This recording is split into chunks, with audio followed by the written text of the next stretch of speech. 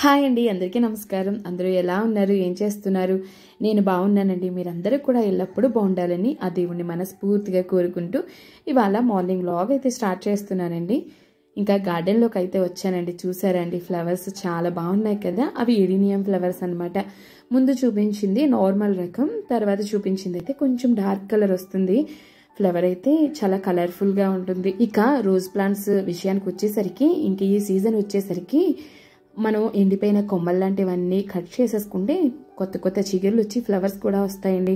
మొన్న ఒక రోజు టైం ఉంటే కట్ చేశాను అనమాట. ఇప్పుడు చూడండి, మొగ్గలు వచ్చి పువ్వులు కూడా పూస్తున్నాయి. ఈ సీజన్లో పువ్వులు చాలా ఫ్రెష్గా ఉంటాయి. ఇక కిందకు వచ్చి బాల్కనీలో ఉన్న మొక్కలన్నిటికీ కూడా వాటరింగ్ చేసేసి ఇంకా బాల్కనీ అంతా కూడా శుభ్రంగా కడిగి ఇక తులసమ్మ ముందు కూడా ముగ్గు అయితే వేసుకున్నానండి. ఇక ఉదయాన్నే నేను నిద్ర లేచింది 5 o'clock అండి. ఉదయాన్నే ఇల్లు మొత్తం ఒకసారి చీపురుతో చిమ్మేసాను అనమాట. ఇంకా నైటు మేడ మీద బట్టలు ఆరేసానండి. అందుకని చెప్పేసి బట్టలు తీసుకొచ్చేద్దామని అయితే టెర్రస్ పైకి వెళ్ళాను అనమాట. ఇంకా ఫ్లవర్స్ అందంగా కనిపిస్తే వీడియో అయితే షూట్ చేశాను. ఇంకా తర్వాత కిందకు వచ్చి బాల్కనీ అంతా నీట్గా కడిగేశాను. ఇక తర్వాత ఇడ్లీ పిండిలో ఉప్పు కలిపేసి పక్కన పెట్టేశాను. ముందు రోజు నైటే వేసాను కదండి. అసలు ఇది ముందు వీడియోకి కంటిన్యూషన్ అనమాట. అంటే నెక్స్ట్ డే మార్నింగ్ వ్లాగ్. ఎన్ని రోజులు అయిందండి వాయిస్ ఓవర్ ఇవ్వడానికి. ఎడిట్ చేయడం అయితే ఎడిట్ చేసి ఉంచేసాను, కానీ వాయిస్ ఓవర్ ఇవ్వడం కుదరలేదనమాట. ఇక ఇడ్లీ పిండి ముందు రోజు మిక్సీలోనే వేసాను, కానీ చాలా ప్లఫీగా తయారవుతుందండి.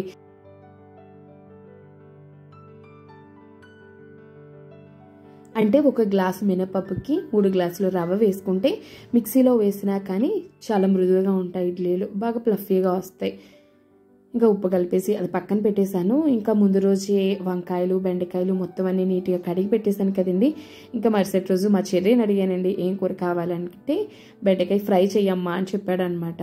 ఇంకా అందుకని బెండకాయల వరకు కట్ చేసుకుంటున్నాను. వంకాయలు అయితే కవర్లో పెట్టి ఫ్రిడ్జ్లో పెట్టేశాను. స్కూల్కి పిల్లలకి ఫుడ్ పెట్టేటప్పుడు వాళ్ళకి నచ్చింది పెడితే వాళ్ళకు ఉండే కాస్త లంచ్ టైంలో వాళ్ళకి నచ్చింది కాబట్టి ఇష్టంగా తింటారు, తొందరగా తినేస్తారు. లేదంటే తీసుకెళ్ళింది ఇష్టం లేదనుకోండి, వాళ్ళు అలాగా పాపం ఒక్కొక్క ముద్ద పెట్టుకునేసరికి టైం అయిపోతుంది, సరిగ్గా ఫుడ్ కూడా తినరండి.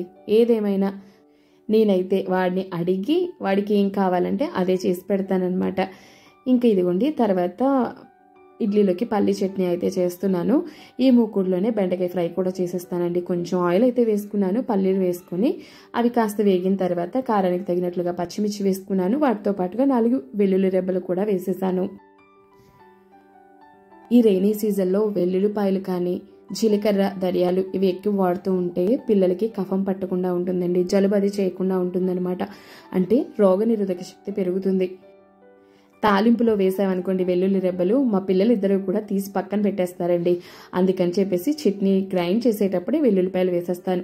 ఫ్లేవర్ బాగానే ఉంటుందండి, అలా అయినా వాళ్ళు తింటారు. కానీ తాలింపులో వేస్తే మాత్రం కనిపించిందా తీసి పక్కన పెట్టేస్తారు. అందుకని అందులో వేసేసి గ్రైండ్ చేసేస్తాను.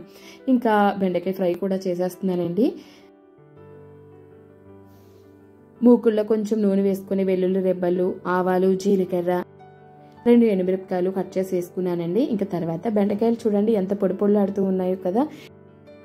బెండకాయలు నైటే క్లీన్ చేసేసి ఉంచేసుకుంటే ఉదయానికి ఆ పైన తడంతా ఆరిపోతుంది కాబట్టి కట్ చేసేటప్పుడు మనకి జిగురుగా అనిపించదు. తర్వాత ఇదిగోండి ముక్కలు కూడా ఇలా విడివిడిగా ఉంటాయి అన్నమాట. ఇంకా అన్నీ వేసేసి ఒకసారి కలిపిన తర్వాత బెండకాయలు వేసిన తర్వాత కొంచెం ఉప్పు కొంచెం పసుపు వేసేసి ఫ్రై చేస్తున్నాను. ఇందులో నేను ఉల్లిపాయలు కూడా వేస్తానండి. చాలామంది నూనెలో ఉల్లిపాయలు వేసేసి అవి వేగిపోయిన తర్వాత అప్పుడు బెండకాయలు వేసుకుంటాం కదా, అలా కాదండి. బెండకాయ ముక్కలు సగం వేగిపోయిన తర్వాత అప్పుడు ఉల్లిపాయలు వేస్తే ఫ్రై టేస్ట్ బాగుంటుంది. ఇంకా బెండకాయ ఫ్రై ఓ పక్కన అవుతుంది కదండి. ఇంకైతే ఫాస్ట్గా ఇడ్లీ పెట్టేస్తున్నాను. గ్రైండర్ తీయాలి, అందులో పప్పు రుబ్బుకోవాలి, అది కడగాలి, అంటే క్లీన్ చేయాలి సెపరేట్గా, మళ్ళీ దాన్ని ఆరబెట్టి మళ్ళీ దాని ప్లేస్లో దాన్ని పెట్టాలి అంటే చాలా టైం తీసుకుంటుందండి. అందుకని ఈ స్కూల్ స్టార్ట్ అయిన దగ్గర నుంచి కొంచెంగా పప్పు మిక్సీలోనే వేసేస్తున్నాను. ఎప్పటికప్పుడు అయిపోతుందండి పిండి కూడాను, కొంచెమే కాబట్టి మిక్సీలో వేసేస్తున్నాను అనమాట. ఇదిగోండి బెండకాయలు ఇలా సగం ఫ్రై అయిన తర్వాత ఇప్పుడు ఇందులోకి ఉల్లిపాయలు అయితే వేస్తున్నానండి. ఒక ఉల్లిపాయ తీసుకున్నాను, చిన్న చిన్న ముక్కలుగా కట్ చేసి అదైతే వేసాను.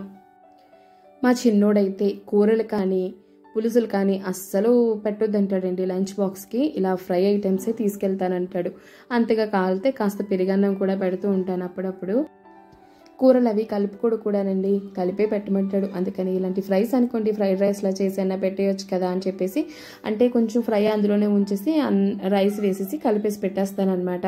మధ్యాహ్నం అయినా కానీ ఫ్రెష్గానే ఉంటుంది. ఇదిగోండి ఈ లోపు పల్లి చట్నీ అయితే చేసేసాను. ముందే వారానికి సరిపడా తాలింపు ఫ్రై చేసేసుకొని ఉంచుకుంటానండి, ఒక బాక్స్లో వేసేసుకొని. అది చట్నీలు ఇలా చేసినప్పుడు వేసేస్తూ ఉంటానన్నమాట. ఎందుకంటే చేసే కాస్త చట్నీకి సెపరేట్గా పోపు పెట్టాలంటే చాలా టైం పడుతుంది. తర్వాత ఆ గిన్నె క్లీన్ చేసుకోవడం కూడా చాలా ఇబ్బందిగా ఉంటుంది కదండి. ఇలా పెట్టినా కానీ చట్నీ టేస్ట్ బాగుంటుందండి. హోటల్స్ వాళ్ళు ఇలాగే చేస్తారు.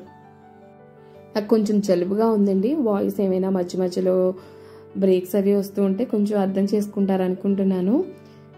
మీకు కనుక ఇలా తాలింపు పెట్టుకోవడం తెలియకపోతే ఒక వారం రోజులకి కాకపోయినా 3 రోజులకి సరిపడా తాలింపు ఒకసారి పెట్టుకోండి, చూడండి టేస్ట్ ఏమీ మారదండి, చక్కగా ఉంటుంది. ఇక ఇదిగోండి బెండకాయ ఫ్రై కూడా రెడీ అయిపోయింది. నేను ఈ తాలింపులో పడి చెప్పడం మర్చిపోయాను కదా. బెండకాయలు ఉల్లిపాయలు ఫ్రై అయిపోయిన తర్వాత ఇందులోనే కొంచెం ధనియాల పొడి, కొంచెం కారం వేసేసి కలిపేసుకున్నాను అనమాట. కారం అది వేసిన తర్వాత ఒక్క నిమిషం కలుపుకుంటే సరిపోతుందండి. ఇదిగోండి మూకుడులో ఫ్రై అంతా ఒక బాక్స్లోకి తీసేసి కొంచెం మాత్రం ఉంచి వాడికి రైస్ అందులోనే వేసి కలిపేస్తానండి. రైస్ వండిన తర్వాత కాస్త ప్లేట్లోకి తీసేసి చల్లారబెట్టేస్తానమాట. అప్పుడు మనం ఇలా కలుపుకుంటే పొడి పొడిలాడుతూ ఉంటుంది. ఇలా కలిపేసి పెడితే వాళ్ళు చక్కగా తినేస్తారండి. లేదంటే వాళ్ళకి కూర పెట్టి కలుపుకోమని చెప్తుంటే వాళ్ళకి వీలుగా లేకపోవచ్చు, లేదంటే ఒక్కొక్కసారి తినడం కూడా మానేస్తారు. ఇలాగే కనుక చక్కగా కలిపి పెట్టేస్తే చక్కగా తింటారండి. బెండకాయ ఫ్రైలోనే ఉప్పు ఉంటుంది కాబట్టి ఆ ఉప్పు సరిపోతుందండి ఆ రైస్కి. నేను ఇంకా ఎక్స్ట్రా ఉప్పు అయితే వేయలేదు. ఇంకా ఇదిగోండి వాడు రెడీ అయిపోయి వచ్చాడు. ఇంకా ఇడ్లీ కూడా పెట్టేస్తున్నాను అనమాట. చూడండి మిక్సీలో వేసినా కానీ ఇడ్లీలు చాలా సాఫ్ట్గా వచ్చాయి కదా, చూస్తే అర్థమైపోతుంది కదండి. నేను ఇంకా తుంచి చూపించలేదు. ఇంకా చట్నీ వేసేసి వాడికి లంచ్ బాక్స్ అయితే అరేంజ్ చేసేసాను. ఇంకా ఉదయం నిద్ర లేచిన దగ్గర నుంచి మొత్తం హడావిడిగా పరిగెడుతూనే ఉంటాను కదా. ఇంకా వాడికి బ్రేక్ఫాస్ట్ ఇచ్చిన తర్వాత అప్పుడు టీ పెట్టుకుని మా హస్బెండ్ నేను తాగుతాం. ఉదయం పూట ముగ్గురం కాసేపు కలిసి కూర్చున్నాము అంటే ఈ 5 నిమిషాలేనండి. వాడు బ్రేక్ఫాస్ట్ చేసే టైంలో మేము టీ తాగడం స్టార్ట్ చేస్తామన్నమాట. ఇక తర్వాత వాడికి లంచ్ బాక్స్ ప్యాక్ చేసేసి నేను కూడా రెడీ అయ్యి స్కూల్కి అయితే బయలుదేరానండి. Okay my dear family members, ఈ బ్లాగ్ కనుక మీకు నచ్చినట్లయితే తప్పకుండా ఒక లైక్ చేసి మన ఛానల్ని సబ్స్క్రైబ్ చేయడం మాత్రం అస్సలు మర్చిపోకండి. ఇది ఎవరికైనా యూస్ఫుల్ అవుతుంది అనుకుంటే మీ ఫ్రెండ్స్ అండ్ ఫ్యామిలీ మెంబర్స్కి కూడా షేర్ చేయండి. మన వీడియో కనుక మీకు నచ్చినట్లయితే తప్పకుండా సబ్స్క్రైబ్ చేసుకుంటారనుకుంటున్నాను. ఇంకా నెక్స్ట్ మరొక మంచి బ్లాగ్లో మళ్ళీ కలుద్దాం ఫ్రెండ్స్. వాటికి స్నాక్స్గా అయితే రోజు క్యారెట్ కానీ ఏదైనా ఫ్రూట్ ఉంటే అది కానీ కట్ చేసి పెట్టేస్తానండి. ఆ వేళ అయితే కోవా కలకండ్ ఇలా మిల్క్ ప్రొడక్ట్స్ అంటే వాడికి ఇష్టం అండి. అందుకని వాడికి ఆ వేళ స్నాక్స్ అదే పెట్టాను. ఇంకా తర్వాత క్యారెట్ కూడా పెట్టానండి. అదైతే కట్ చేసి బాక్స్లో పెట్టి డైరెక్ట్గా వాడి స్కూల్ బ్యాగ్లోనే పెట్టేశాను.